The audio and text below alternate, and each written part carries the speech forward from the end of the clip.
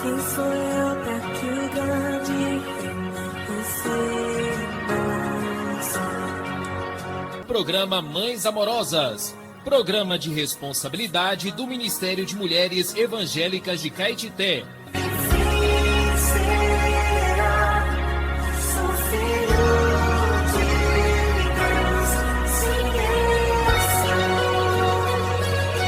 Queridas irmãs em Cristo, está iniciando o programa Mães Amorosas, o Ministério de Mulheres da Igreja em Caetité. Este programa é feito com muito amor e carinho, especialmente para você.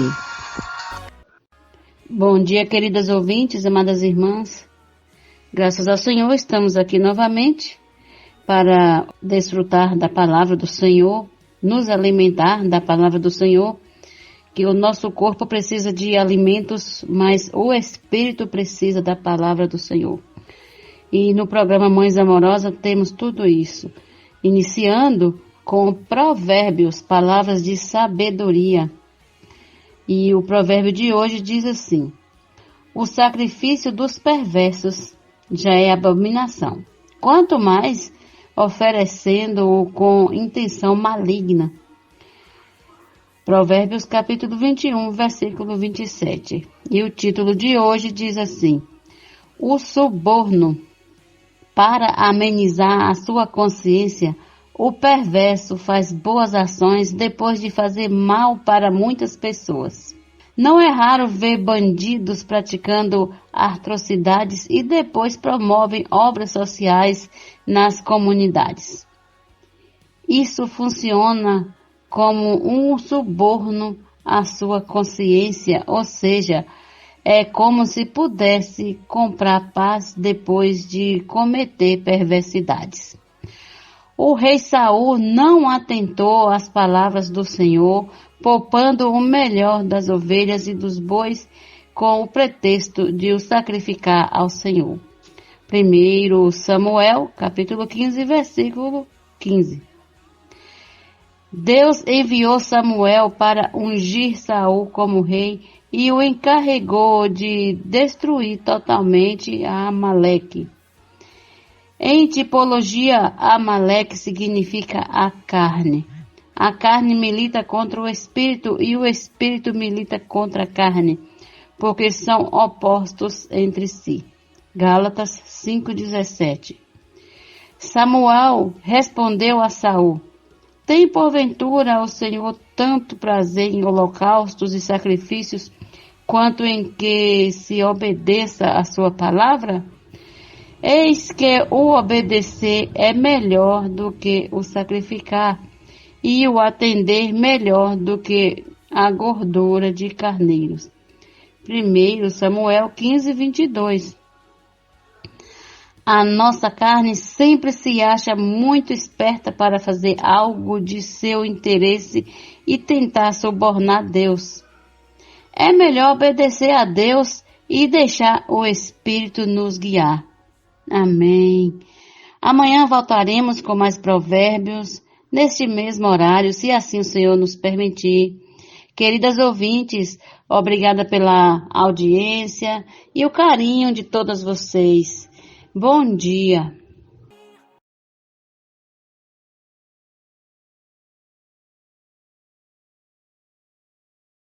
Gente, ó. Não luto por minha força, mas pelo poder do Espírito. Não luto por minha força, mas pelo poder do Espírito.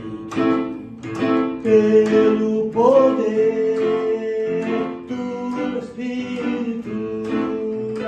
Pelo poder do Espírito.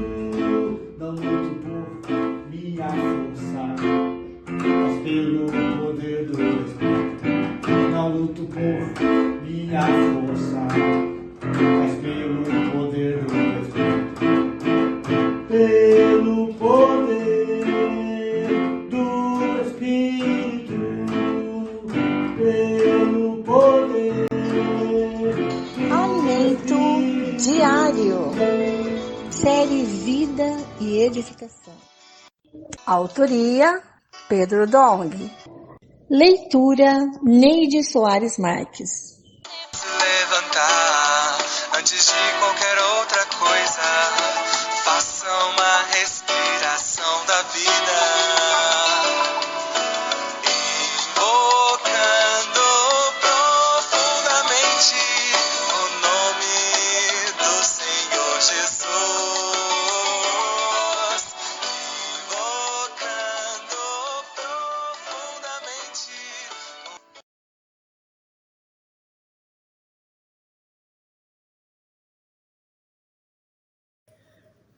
Amados irmãos, amadas irmãs, hoje nós vamos ter mais uma leitura do Alimento Diário, nessa quarta-feira. Então, vamos ler com oração, irmãs. Nada se começa sem oração para o Senhor nos abençoar. Todos nós, com o rosto desvendado, contemplando como por espelho a glória do Senhor, somos transformados de glória em glória na sua própria imagem, como pelo Senhor, o Espírito. A nossa mensagem de hoje, o título é: Na igreja somos energizados. A igreja é como uma câmara de ressonância, utilizada na produção de raio laser. Dentro desse compartimento, quando o material é extremamente energizado, os elétrons dos átomos saltam para outra órbita de maior energia, de raio maior. Com o tempo, esse elétron tende a voltar para a sua órbita original, a fim de estabilizar. Todavia, para voltar à órbita anterior, ele precisa emitir a energia que recebeu quando mudou de órbita. Essa energia, liberada pelo elétron, é o fóton. Recebe um fóton para migrar para uma órbita maior e emite a mesma frequência dos fótons que os estimularam. Por que estamos explicando esse processo de energização? Sim, porque hoje as reuniões da igreja são como uma grande câmara de ressonância em que somos estimulados pelo Espírito, mediante a palavra de Deus, e levados a entrar na mesma frequência. Glória a Deus! Hoje, todos estamos na mesma frequência. Por isso, em nenhuma reunião, evento ou comunhão da igreja, entraremos e sairemos do mesmo jeito. Sairemos sempre mais estimulados, porque a igreja é essa grande câmara de ressonância. A câmara também é espelhada. Os espelhos potencializam a emissão dos fótons, a energização deste material. E isso também tem um importante significado espiritual para nós. Leiamos. Ora, o Senhor é o Espírito, e onde está o Espírito do Senhor, aí a liberdade. E todos nós, com o rosto desvendado, contemplando como por espelho a glória do Senhor, somos transformados de glória em glória. Então, quando o Espírito encontra na igreja pessoas humildes que amam sua palavra, ele tem liberdade para nos estimular e nos encher de glória, da glória de Deus. Assim, a cada energização nas reuniões, nas comunhões da igreja, somos transformados de glória em glória. Na igreja, somos transformados. Estamos todos debaixo do comando de Deus, mediante a sua palavra, somando forças uns com os outros na mesma frequência. intensidade, potencializamos nossa energia para cumprir a vontade de Deus. Por isso, temos de atentar para não deixar surgir em nosso meio a mínima partícula de divisão, rivalidade, ciúme ou inveja, pois isso nos atrapalha e faz diminuir nossa força, intensidade. Essa alegoria da câmara de ressonância pode ser aplicada no contexto do que Paulo fala aos irmãos da igreja em Filipos. Se há, pois, alguma exortação em Cristo, alguma consolação de amor, completai a minha alegria de modo que pensais a mesma coisa, tenhais o mesmo amor, sejais unidos de alma, tendo o mesmo sentimento. O Senhor nos estimula e energiza por meio da exortação em Cristo, da consolação de amor, da comunhão do Espírito. Tudo isso é para completar a alegria do Senhor, em outras palavras, fazer com que o desejo da vontade de Deus aconteça. O que o Pai anela? Que todo desejo da vontade de Deus aconteça, né? É isso que ele anela. Pensemos a mesma coisa, que tenhamos o mesmo amor, que sejamos unidos de alma e tenhamos o mesmo sentimento. Isso é o resumo do que Deus está fazendo. Quando chegar a este ponto, Cristo certamente encabeçará plenamente a igreja. Por que ainda não atingimos essa perfeição da unidade? Porque um pequeno grão de poeira pode atrapalhar a efetividade do raio laser. Portanto, estamos nesse processo de purificação de nossa alma. Por isso devemos estar atentos. Nada façais por partidarismo ou vanglória, mas por humildade, considerando cada um os outros superiores a si mesmo. Não tenha cada um em vista que propriamente seu, senão também cada qual o que é dos outros. O trecho nada façais por partidarismo significa não fazer nada na igreja motivado por rivalidade. Não devemos considerar que o serviço que estou empenhando em fazer na igreja é mais importante do que o serviço do outro irmão. Isso é rivalizar. Não estamos rivalizando ninguém, porque todos estamos debaixo de um só comando, pois a obra não é nossa, mas é do Senhor, não é? Não fazer nada por vanglória significa não cultivar a sensação de que nossos serviços se sobressaem uns dos outros, irmãos. A solução para isso é nos esvaziar de nós mesmos, ser humildes considerando os outros superiores a nós mesmos e não buscar cada um apenas seus próprios interesses, né? Mas também o que é dos outros. Esse é o modo mais prático de cuidarmos para que nossa energização na igreja seja cada vez mais eficiente. Aleluia. Aleluia, irmão. O que nós ganhamos nesta palavra, irmãos? Nós temos uma luz com essas palavras que foram lidas aqui, né, no alimento diário. Qual é a luz? A minha luz é essa, que eu quero agradar ao Senhor, fazer a vontade dEle. Né? Não achar que eu sou melhor que outra pessoa, que o irmão, e estar na igreja com interesse de me aparecer, não é? Não, isso não combina com a vida da igreja, irmãos. E a mesma direção é sempre essa, seguir a vontade do Senhor até alcançar a volta dele, porque estamos esperando, né? Porque os dias estão se abreviando e a admoestação do que eu li é essa, não negar a vontade do Senhor, estar sempre orando para aqueles que precisam de oração, aqueles que precisam também ser consolados, aqueles que precisam de ajuda material.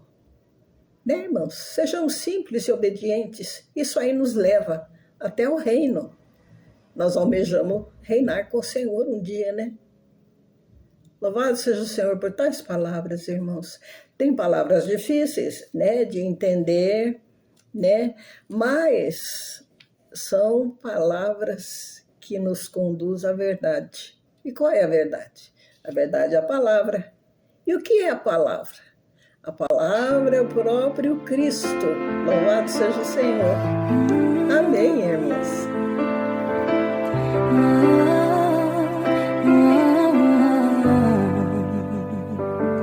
Tua sã palavra chove sobre mim. Bom dia, querida irmã. Bom dia, amados ouvintes. Também queremos cumprimentar os varões que estão ouvindo a nossa programação e junto com as suas esposas, aí tomando um cafezinho da manhã ou indo para o trabalho. Muito obrigado pela sua companhia, irmão. Deus abençoe a sua família, o Senhor conceda-lhe sabedoria para administrar o seu lar, o seu trabalho, que a palavra do Senhor possa estar entrando no seu coração, né, e fazendo a diferença aí na sua vida, amém? Muito obrigada, família, servindo ao Senhor juntas, né? Isso é maravilhoso. Hoje nós vamos começar com o versículo Colossenses 3:12, que diz assim: revesti-vos, pois, como eleitos de Deus, santos e amados, de ternos afetos de misericórdia, de bondade, de humildade, de mansidão, de longanimidade. Aleluia! Revesti-vos, pois, como eleitos de Deus. Ontem nós vimos que nós precisamos nos despojar do velho homem, né? Nos despir do velho homem, ou seja, precisamos trocar de roupa, né? Deixar o velho homem e colocar uma roupa nova agora, revestir do novo homem que foi criado segundo Deus, né? E o novo homem, ele é santo, ele é cheio de amor, de ternos afetos de misericórdia. No novo homem não há maldade, mas bondade. Não há orgulho, mas há humildade. Não há ira, mas mansidão e longanimidade. Aleluia! Graças ao Senhor, estamos no corpo de Cristo e somos o novo homem. O título de hoje é Imergir na Palavra para viver na esfera celestial. E essa semana nós vamos estar falando sobre os ternos afetos de misericórdia do novo homem. Deus nos ama tanto que nos concedeu um presente maravilhoso, que foi a imersão na palavra profética. Por meio da imersão na palavra, não vivemos mais por nossa habilidade natural, mas somos transferidos para a esfera celestial. E assim somos revestidos dos ternos afetos de misericórdia do novo homem. Título desta semana é Impulsionados a pregar o Evangelho, conectando as pessoas com Deus e trazendo-as para viver da igreja. A imersão na palavra também nos fortalece nas tribulações, a ponto da nossa alma ser transformada pelos sofrimentos, qualificando-nos a reinar com o Senhor naquele dia. Imersos na palavra profética, o amor de Deus é derramado em nosso coração e somos vinculados em amor. Esse é um ambiente propício para a edificação do corpo de Cristo. Amém? Ultimamente, os líderes das igrejas de certas regiões consagraram alguns dias para ser aperfeiçoados no PAC, que é o posto avançado de comportagem. Todos eles testificaram como foram ajudados pela equipe do PAC e tiveram experiências sobrenaturais com Deus, percebendo o quanto precisavam que o Senhor lhes revelasse a verdadeira finalidade da imersão na palavra. Após a imersão, todos saíram às ruas para testemunhar a ação da palavra profética na pregação do Evangelho. Eles experimentaram a palavra de Deus fazendo a obra de Deus. Viram que não funciona tentar realizar a obra do Senhor com orações tradicionais ou conhecimento natural. Reconhecendo-se impotentes e sem saber como prosseguir na pregação do Evangelho, pediram ajuda aos colportores. Os colportores, irmãs, quero abrir um parêntese aqui para falar sobre os colportores. São irmãos consagrados ao Senhor que estão na obra pregando o Evangelho e distribuindo livros, né, para que o Evangelho do Reino alcance as pessoas, né? Essa experiência mostra-nos que na igreja devemos pedir ajuda. Estamos em um corpo, como a gente viu ontem, né? Não posso dizer eu não preciso do pé, né? Às vezes o pé precisa de ajuda, né? Da mão, né? Para cortar a unha, não é verdade? Então, no corpo nós precisamos de ajuda uns dos outros. Logo, não sejamos individualistas, nem vivamos isolados, mas aproveitemos o privilégio de ter os membros do corpo de Cristo como nossos irmãos, sempre prontos a nos socorrer.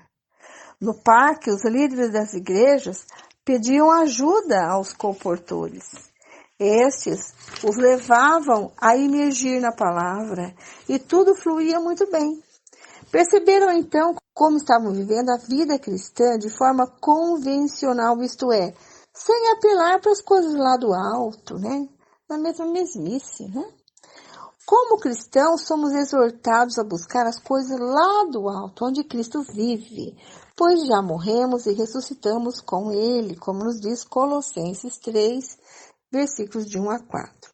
Portanto, não precisamos mais viver limitados à esfera terrena, como aqueles que não têm a vida de Deus. Graças à ressurreição de Cristo, podemos viver na esfera celestial pela imersão na palavra profética. Dessa maneira, sempre seremos levados a viver lá no alto e experimentar o sobrenatural de Deus. Assim como não precisamos mais viver na esfera terrena, também não estamos condenados a viver no velho homem, servindo ao pecado como escravos, né? Como nos diz Romanos 6, versículo 6. Em Colossenses há 2 versículos com o verbo revestir-se, que esclarecem qual é a nossa posição. E vos revestiste do novo homem, que se refaz para o pleno conhecimento, segundo a imagem daquele que o criou. Colossenses 3, versículo 10. E outro versículo está no mesmo capítulo, no versículo 12. E revesti-vos, pois, como eleitos de Deus, santos, amados de eternos afetos de misericórdia, de bondade, de humildade, de mansidão, de longanimidade. Esse foi o que nós lemos no início, né, do nosso texto. Nesses versículos, o verbo revestir-se em grego é enduo, significando vestir-se, entrar em uma veste. Portanto, revestir-se dos ternos afetos de misericórdia é o mesmo que revestir-se do novo homem. Amadas irmãs, nosso velho homem já foi crucificado com Cristo. Portanto, não precisamos esforçar-nos para praticar boas ações, nem abster-nos das más. Nós que já morremos com Cristo, fomos transferidos de endereço, pois agora vivemos no novo homem. O velho homem era um indivíduo escravo do pecado, mas o novo homem representa o coletivo, a igreja, a nova criação. Ao crer no Senhor, fomos inseridos no maravilhoso corpo de Cristo. Temos consciência de que Deus nos batizou em seu Espírito para dentro do corpo de Cristo e não somos cristãos individuais, sozinhos neste mundo. Ao aceitar Jesus, tornamo-nos membros vivos do corpo de Cristo. Revestidos do novo homem, retiramos a velha veste e nos revestimos dos ternos afetos de misericórdia. A expressão ternos afetos em grego é splanknon, significa entranhas. Na Grécia Antiga, acreditava-se que os sentimentos de compaixão e os afetos mais profundos vinham do interior, das entranhas. Quando estudamos o livro de Filipenses, percebemos que o splanknon vem de Cristo. Revestidos do novo homem, o splanknon de Cristo passa a habitar em nós e somos revestidos de ternos afetos de misericórdia. Assim, deixamos de ser as pessoas mesquinhas que éramos no velho homem. Que nós possamos meditar nessas palavras, né? E o Senhor possa dar bastante revelação para a gente, né? Importante a gente saber que nós já somos o novo homem. Então, não precisamos mais usar aquela roupa velha do velho homem, né? Tiramos aquela roupa e nos revestimos do novo homem. Amém? Vamos imergir na palavra, né? Entrar nessa palavra para vivermos nessa esfera celestial aonde o novo homem vive. Amém? Jesus é o Senhor.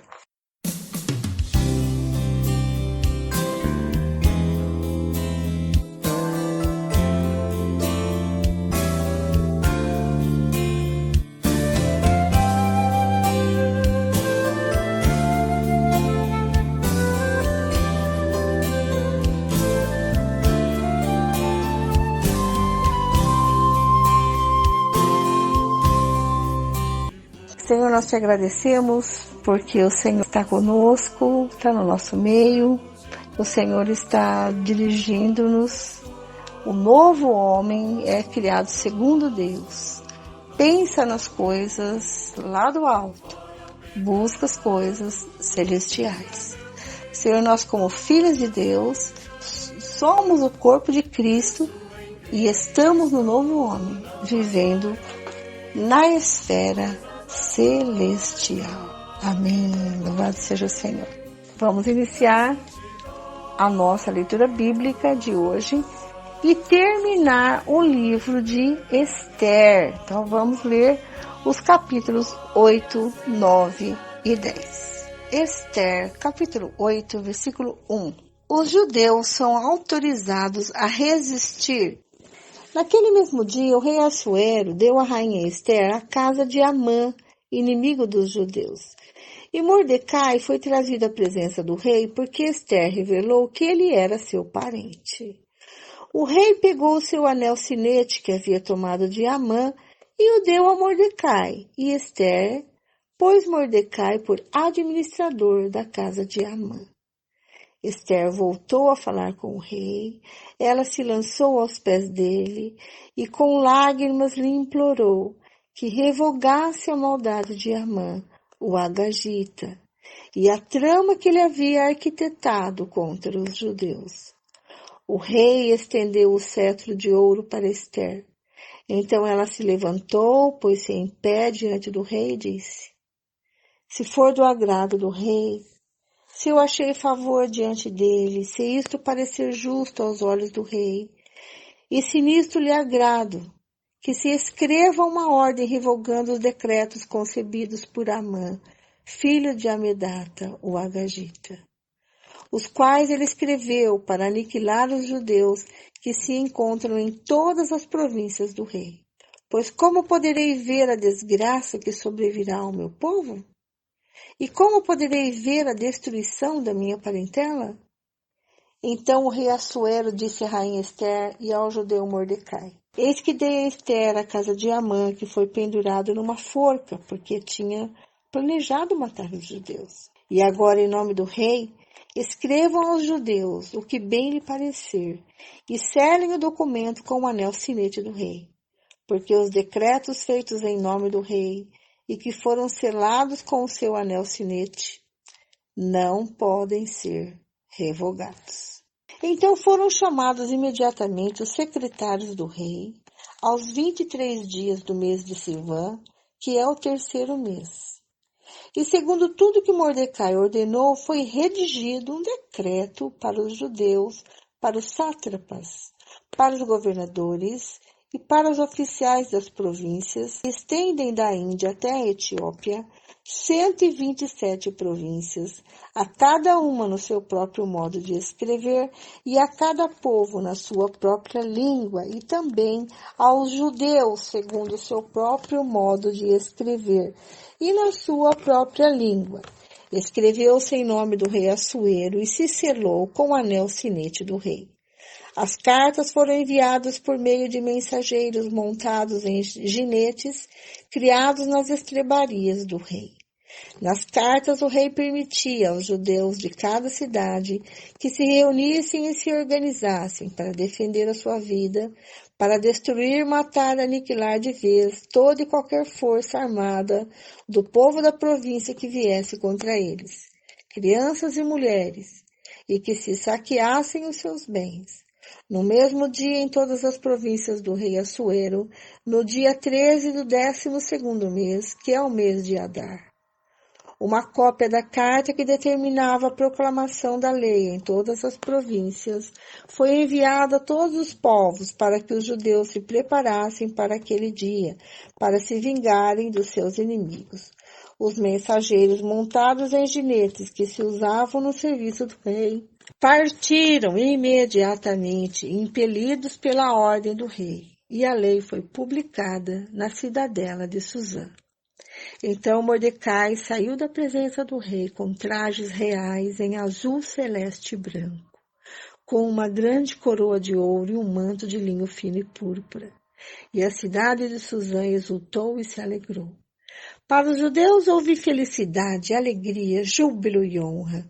Também, em cada província e em cada cidade, onde chegava a palavra do rei e a sua ordem, havia entre os judeus alegria e júbilo, banquetes e festas. E muitos que eram dos povos da terra se tornaram judeus, porque o temor dos judeus tinha caído sobre eles. Os judeus matam aos seus inimigos, capítulo 9, versículo 1. No dia 13 do 12º mês, que é o mês de Adar, quando a palavra do rei e a sua ordem deveriam ser executadas, no dia em que os inimigos dos judeus esperavam apoderar-se deles, aconteceu o contrário, pois os judeus é que se apoderaram dos que o odiavam.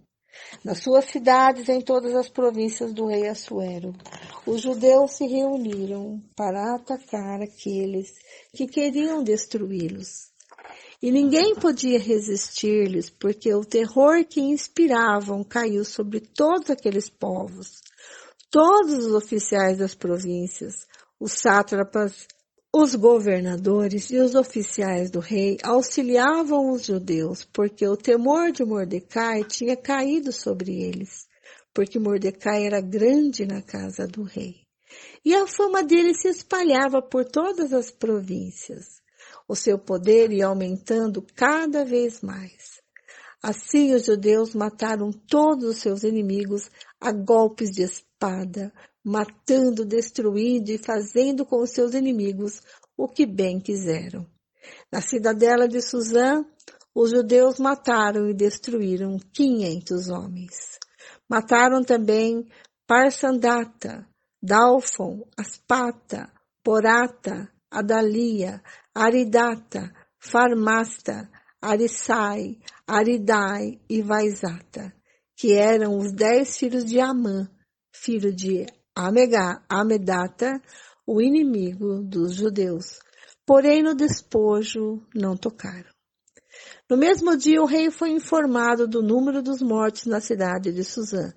O rei disse à rainha Ester: na cidade de Suzã, os judeus mataram e destruíram 500 homens e os 10 filhos de Amã.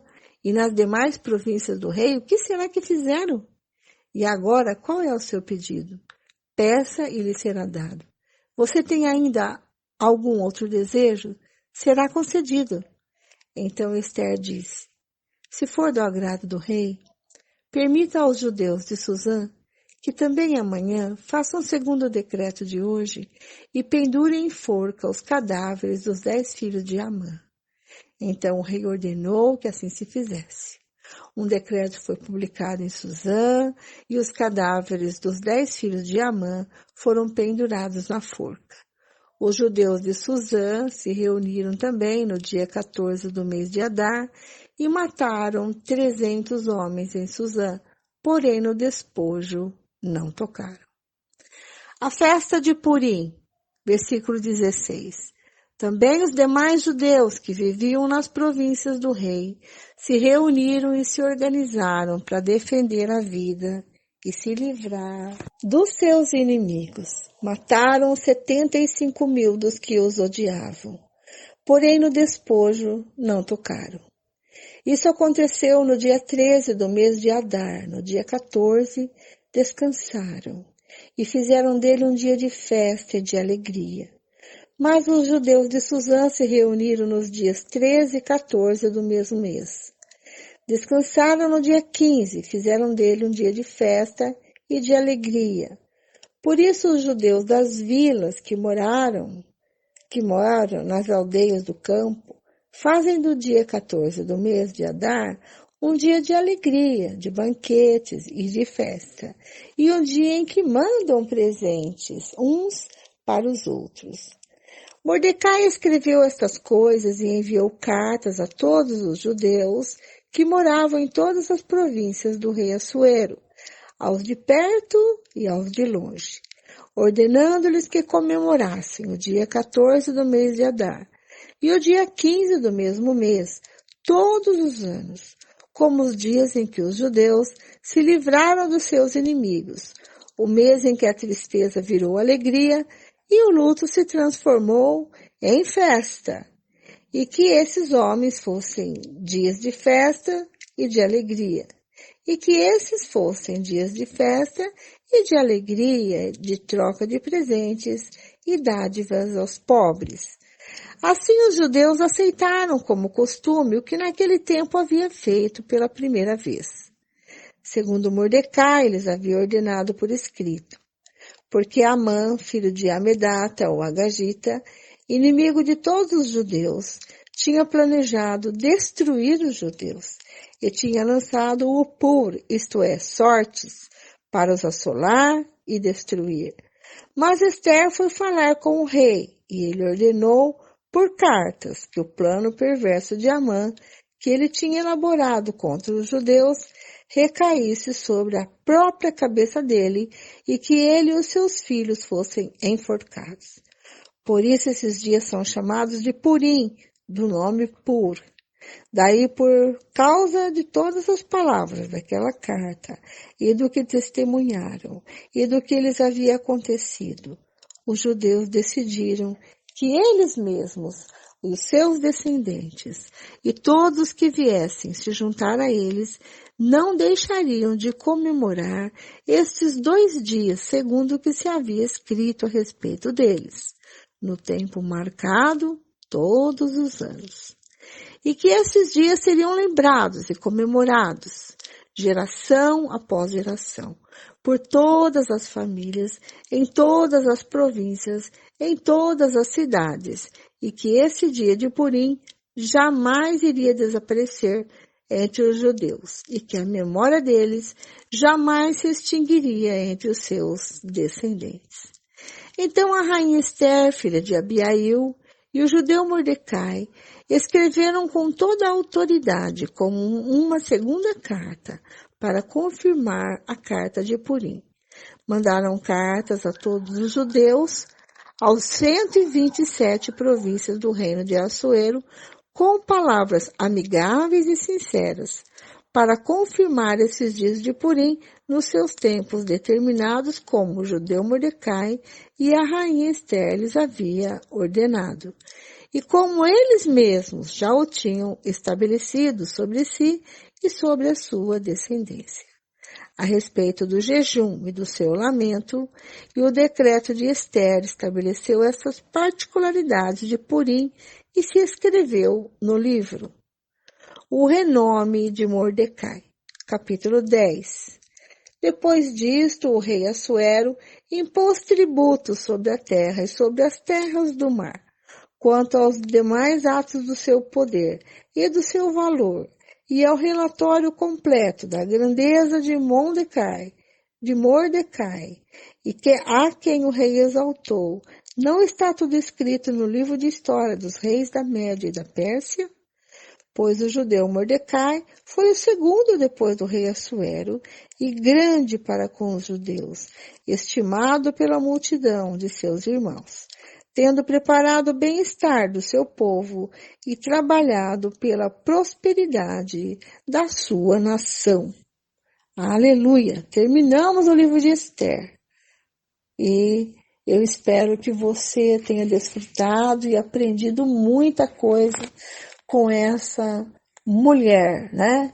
Que soube depender do Senhor, orar, jejuar, né? E com muita sabedoria intercedeu pelo seu povo.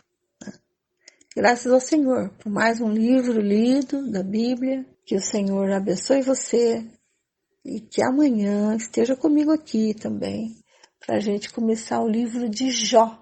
É um livro maravilhoso e difícil de você ler sozinha, viu? Quando a gente lê junto, a gente ganha mais, não é verdade? É isso aí.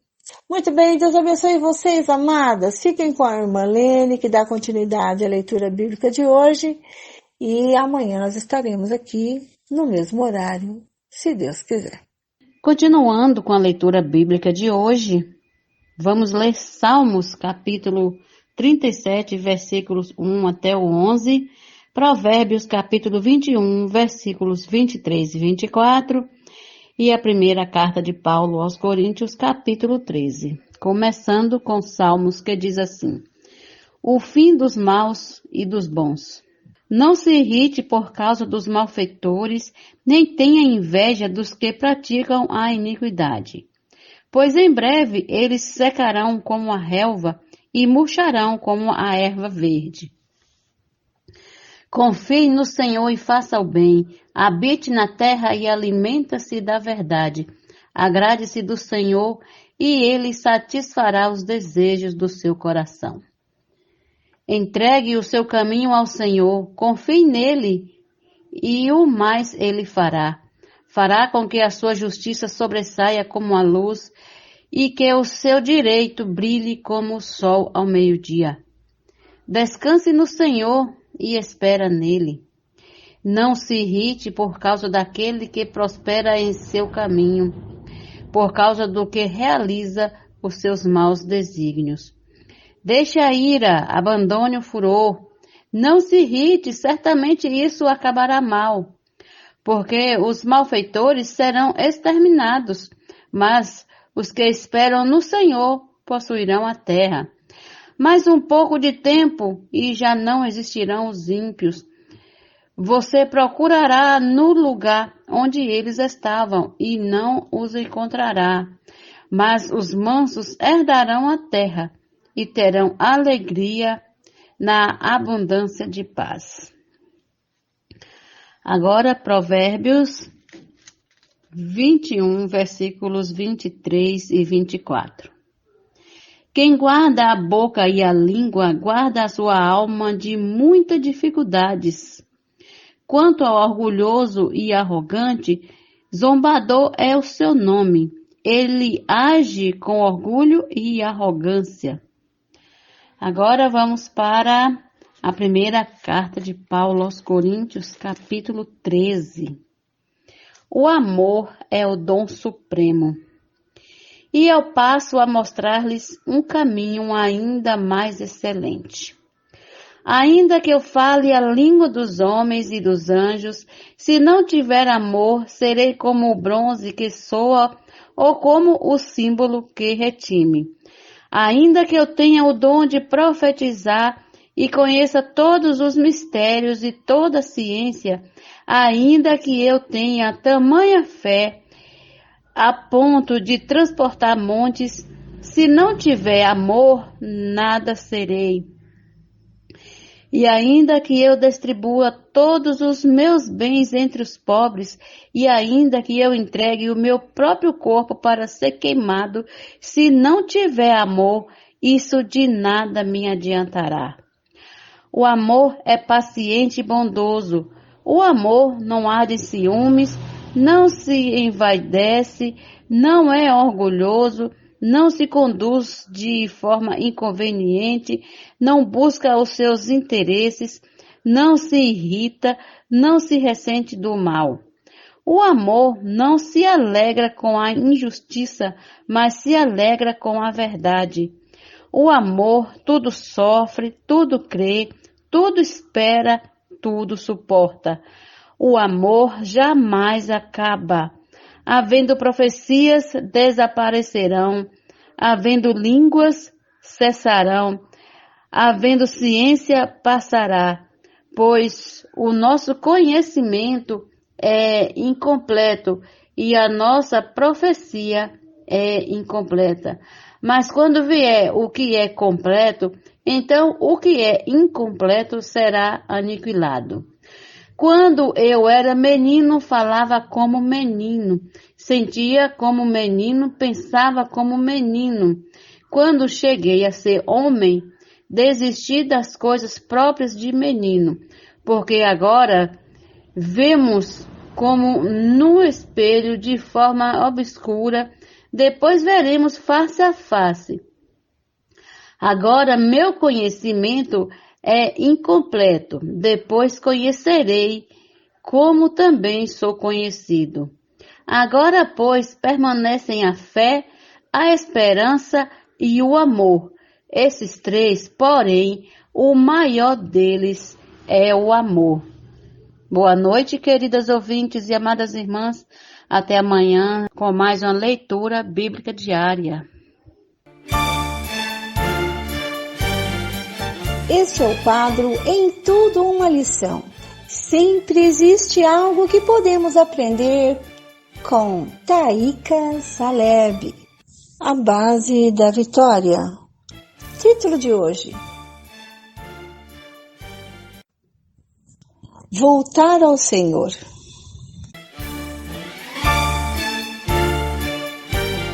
Recebam com carinho, Taíka Saleb. Sempre que seu pai saía para trabalhar, Paulinha levava-o até a porta e, após beijá-lo, dizia: Pai, não se esqueça de orar ao Senhor Jesus. E muitas vezes, aquela palavra simples e diária foi a motivação para ele buscar o Senhor, pois Paulinha, quando o pai voltava para casa, perguntava-lhe se ele tinha feito o que ela pedira. É interessante observar como ao longo de nossa vida cristã, o Senhor vai criando situações para que nos voltemos a Ele. Sejam tribulações ou palavras doces como as da menina, o Senhor as permite simplesmente para que voltemos nosso coração para Ele. Isso é a manifestação do seu amor. Estamos na era da graça e agora é o tempo de acertar nossa vida com o Senhor, de viver para Ele e desfrutá-lo plenamente. Hoje, ainda é possível nos arrependermos e recomeçar com Deus.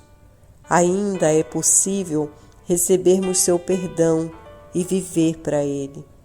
Por isso, não desperdicemos as pequenas manifestações diárias de sua grande misericórdia.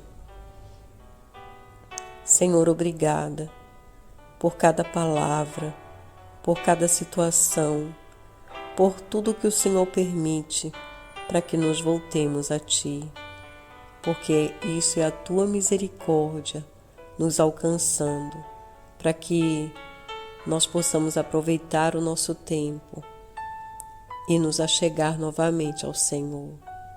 Obrigada, Senhor, por nos chamar todos os dias. Ó Senhor Jesus. Esse texto foi extraído do livro Em Tudo Uma Lição. Posso orar por você, orar com você, por sua vida, por sua família. Somos mulheres de oração. Posso orar por você? Posso orar por você, orar com você. Está conosco nesta manhã nossa querida irmã intercessora Zeli Nobre e vai estar orando por nós. Obrigada, irmã, pela sua colaboração com o programa Mães Amorosas. Querida ouvinte, querida irmã, minhas amadas, eu quero convidá-las para juntas desfrutarmos da palavra do Senhor. No livro de 1 João, no capítulo 2 e o versículo 15, tem uma palavra muito rica para nós, onde a palavra ela nos diz assim: Não ameis o mundo, nem as coisas que há no mundo. Se alguém amar o mundo, o amor do Pai não está nele. Minhas amadas, a palavra ela está nos dizendo: não ameis o mundo, nem as coisas que há no mundo. Nós sabemos, minhas queridas ouvintes, neste mundo tem muitas coisas que vão ao contrário aos pensamentos de Deus. Por isso que a palavra nos alerta para que nós não amemos o mundo. Porque no mundo, minhas amadas, não tem nada para nos oferecer. Nós estamos aqui neste mundo, mas nós não devemos amar as coisas deste mundo. Nós devemos estar aqui com nossos olhos voltados, porque é celestial. Porque tudo, minhas amadas, que é celestial são as coisas que vêm de Deus. Ele fala: se alguém amar o mundo, o amor do Pai não está nele. Por isso o Senhor nos faz um alerta, que se nós amarmos o mundo, o amor do Pai não está em nós. Então, que essa palavra ela possa trazer para nós uma clareza do que Deus espera de cada uma de nós. O Senhor nos orienta para nós não amar o mundo, porque se nós amarmos o mundo, o amor do Pai não está em nós. Eu quero voltar a cada dia o meu coração para o Senhor. Pai, eu quero buscar em Ti tudo o que é celestial. Pai, vem tirar de nós, Senhor, tudo aquilo que não Te agrada. Pai, não queremos amar o mundo. Pai, nós queremos amar o Senhor. Por isso, nesta manhã, derrame sobre cada uma de nós o Teu Espírito Santo. Pai, para que Ele possa, Senhor, nos proteger, para que o Teu Espírito nesse dia venha nos guiar. Ó Pai, nos guarde deste mundo perverso. Pai, nos guarde de tudo que há neste mundo, Senhor. Nós sabemos que é coisa do inimigo. Pai, neste mundo não há nada que presta. Pai, a única coisa que presta aqui nesta terra, Senhor, é quando nós estamos desfrutando de Ti, quando nós estamos conectadas com a Tua palavra. Nos guarde, Senhor, do mundo. Em nome de Jesus. Amém.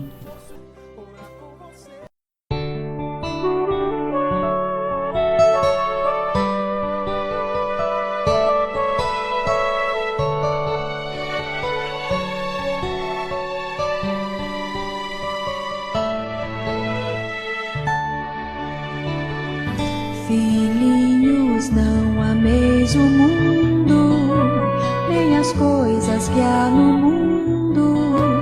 Se alguém amar o mundo, o amor do Pai nele não está. Filhinhos, não ameis o mundo, nem as coisas que há no mundo. Se alguém amar o mundo, o amor do Pai nele não está. Porque tudo que há no mundo não procede do Pai. Porque tudo que há no mundo, o amor do Pai nele não está. Ora, o mundo passa, bem como a sua falsa graça. E se o mundo vos odeia, porque a Ele então ama. Ora, o mundo passa, bem como a sua falsa graça. E se o mundo vos odeia, porque a Ele então ama.